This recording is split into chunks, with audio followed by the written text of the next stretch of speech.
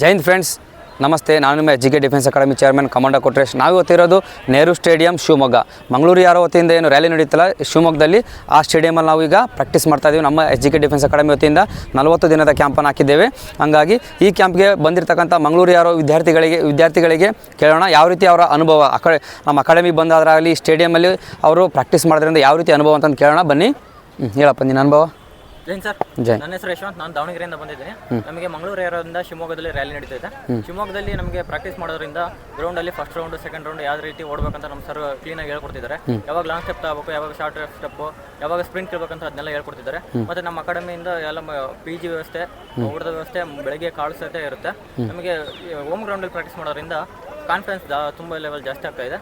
ಹಾಗಾಗಿ ಎಲ್ಲರೂ ಹೆಚ್ಚಿಗೆ ಅಕಾಡೆಮಿಗೆ ಶಿವಮೊಗ್ಗದಲ್ಲಿ ನಡೀತಾ ಇದೆ. ಬರ್ಬೋದು, ಯಾರಾದರೂ ಬರ್ಬೋದು. ಸರಿ, ಓಕೆ. ನೆಕ್ಸ್ಟ್ ಅಪ್ಪ. ಜೈನ್ ಸರ್. ಜೈ. ನನ್ನ ಹೆಸರು ಸಿದ್ದೇಶ್ ಅಂತ. ನಾನು ದಾವಣಗೆರೆಯಿಂದ ಬಂದಿದ್ದೀನಿ.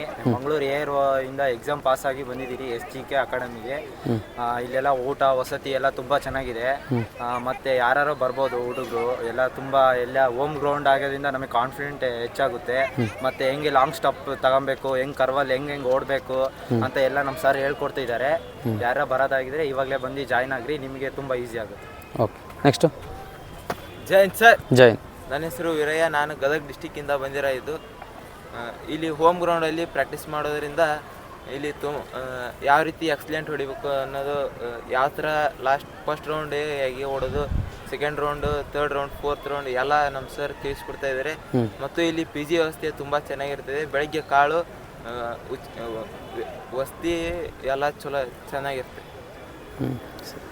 ನೋಡಿ ಫ್ರೆಂಡ್ಸ್, ಇವರೆಲ್ಲ ಈಗ ಮಾತಾಡಿದ್ದೆಲ್ಲ ಮಂಗಳೂರು ಯಾರೋ ವತಿಯಿಂದ ಏನು ಶಿವಮೊಗ್ಗ ರ್ಯಾಲಿಯಲ್ಲಿ ನಡೀತಲ್ಲ, ಆ ರ್ಯಾಲಿಯಲ್ಲಿ ಭಾಗವಹಿಸಕ್ಕಂಥ ವಿದ್ಯಾರ್ಥಿಗಳು. ಹಾಗಾಗಿ ನೀವು ನಿಮ್ಮ ಕನಸನ್ನು ನನಸು ಮಾಡಿಕೊಳ್ಳಲು ಹಿಂದೆ ಮುಂದೆ ಅಡ್ಮಿಷನ್ ಮಾಡಿಸ್ಕೊಳ್ಳಿ ಅಂತ ಹೇಳ್ತಾ, ಜೈ ಹಿಂದ್.